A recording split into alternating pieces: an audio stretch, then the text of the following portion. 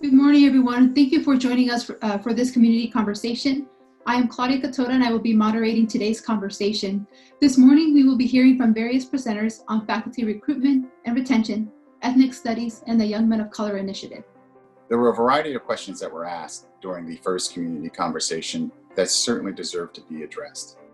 As you know, the roles of a library have evolved over the years, but what hasn't changed is our connection and commitment to our students, our campus. From public libraries to prison libraries, the library is always the main hub, the center, the heart of the institution, where all are welcome, respected, and supported. This has not and will not change at the Stern Library. Going forward for this fall semester, we have at least 4 events that are going to be dealing specifically with issues of race, racism, combating white supremacist extremism, and also racial disparities in healthcare, particularly around the COVID-19 pandemic. The Center for Social Justice, we're going to continually work to develop, whether it's documentaries or the stories that we have that deal with issues of social justice. We'll be weaving together what's happening with Black Lives Matter, what we're seeing in the detention centers and with immigration community. And we're also going to take a look at what's been happening with the Asian community in the last 100 years in the United States. And so this is our upcoming data for the fall of 2020. And you see lectures have increased slightly for that overall, but 451. But for African Americans, that's also increased from 5, I believe, to 27.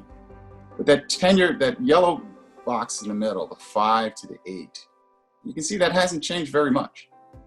That certainly has not changed very much. So the criticism, which was indicated also when our regional accreditor arrived here about 6 months ago, made the same criticism that we have not done enough as an institution to diversify the faculty.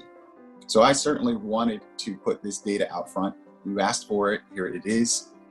We are aware of the issue. And I am personally committed to making sure that we do everything that we can in order to improve the diversification of the faculty here at CSUB so that we all reflect the students in which we serve. I'm feeling optimistic that among a majority of Americans, there's now a shift in the will, not simply to call for change, but to see that it happens. As we move forward with an ethnic studies graduation requirement and establishing a department and degree program, we're doing our part to educate future members of society. Ethnic studies is rooted in knowledge and power. And knowledge and power is rooted in individuals, but it's what perspectives get framed that allows us to better understand the society and the world that we live in. So at its core, ethnic studies' purpose is to respond to students by developing their critical understanding of the world and their place in it, and ultimately prepare them to use academic tools to transform their world for the better. I'm very proud that CSUB is taking the directed steps in order to ensure that students of this time, but also for decades to come, have the power to really reimagine what Kern County can be. I want to kind of get us a little reminder of exactly why we're here. Today happens to be Tamir Rice's 18th birthday. If you don't know who Tamir Rice was, he was a child who was murdered by the police, where he would have graduated high school today, we hope, and would have been on his way to become a college student, like many of you that are on the call today.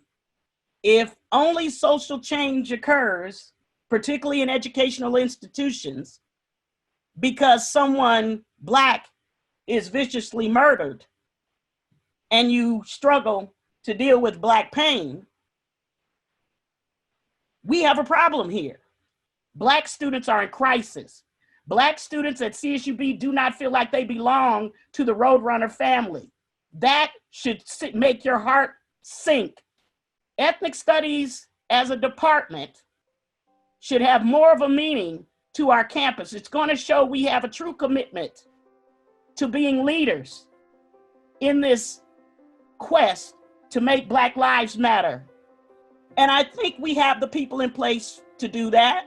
I think we have a leadership that's committed to do that.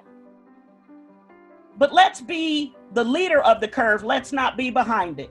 Thank you, Dr. Salisbury, for your words, for your candor. I am absolutely ready to be held accountable to that. We need to be the leader in this space, in this community. I think it is critical. I think it is vital. I think you've inspired everybody on the call. And we are certainly ready to hold hands as a community and walk forward in that fashion. Dr. Salisbury, very powerful, very important, the words that you spoke this morning. We want to be intentional about the images that we're showing you on our slide. You know, as Dr. Salisbury talked about Tamar Rice, you know, my son's name is Elijah Callahan. And so to hear the story of Elijah McClain, who died at age 23 in police custody, it hurts. So as a division, as a university, we need to evaluate our services and how we're serving our students. What we're going to talk about is Excel Scholars, which is our Young Nolo Color initiative, as you can see there on the slide, Excellence Through Brotherhood and Mentoring. We just completed year 1 of this program, and so I wanted to give you a little bit of some information about the program. So we started with our first-time fall freshmen from fall 2019, and so we had 33 students participate in the program. Each student that participates in the program is paired with a faculty or staff mentor.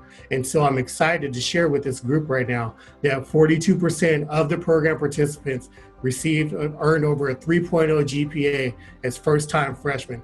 I am so excited about that, and they are getting it done. Our first question is for Dr. Harper.